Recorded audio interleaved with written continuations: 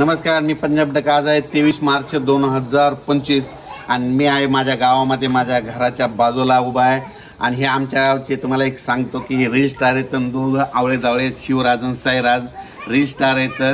आणि हे दोघं हिडिओ पण येतात बघा, तुम्ही चेहरे बघा सारखे येतं, म्हणजे हे आवळे जावळे येतं. आणि हे आमच्या गावातून या ठिकाणून मग प्रत्येक शेतकऱ्याला अंदाज देणार आहे, कारण की आता पाडवा येणार आहे, म्हणजे 30 तारखेला पाडवा आहे. तर राज्यातल्या सर्व शेतकऱ्याला सांगितलं होतं की मागच्या अंदाज सांगितलं होतं फक्त विदर्भात पाऊस पडणार आहे.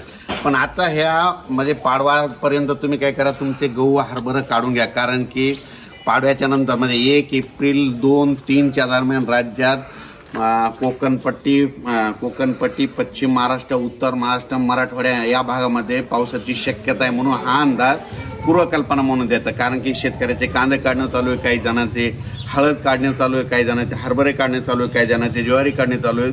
म्हणून ज्या शेतकऱ्याचं आलेलं असेल तर तुम्ही काय करा, पाडव्यापर्यंत तुम्ही काढून घ्या, कारण की राज्यात पाडव्याच्या नंतर म्हणजे 2 दिवसानं 1 एप्रिल 2-3च्या दरम्यान राज्यात अवकाळी पाऊस आहे. मुंबईकरांना देखील पाऊस म्हणजे बघायला भेटणार आहे, पुणेकरांना देखील पावसाचा आनंद लुटायला भेटणार आहे. त्याच्यानंतर कोकणात देखील पाऊस येणार आहे, म्हणून कोकणातल्या देखील त्यांच्यासाठी एक अंदाज म्हणून लक्षात घ्यावा.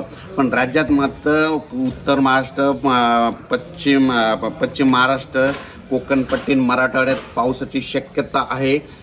म्हणजे पाडव्याच्या नंतर येणार आहे, म्हणून तुम्ही हा अंदाज लक्षात घेता.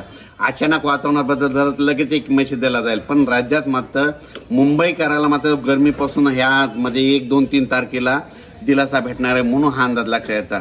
अचानक वातावरणात बदल झाला तर परत आणखीन एक मेसेज देणार आहे. पण राज्यात मात्र बरेचसे वीट भट्टीवाले आहेत, पुन्हा कांदावाले आहेत, कांदा काढणं चालू आहे, हळद काढणं चालू आहे. त्या सर्वांना परत सांगतो की तुम्ही काय करा, 30 तारखेपर्यंत तुम्ही कांदे काढून झाकून ठेवा, कारण की राज्यात मध्ये 4 विभागामध्ये अवकाळी पावसाची शक्यता आहे, म्हणून अंदाज लक्षात घ्यावा.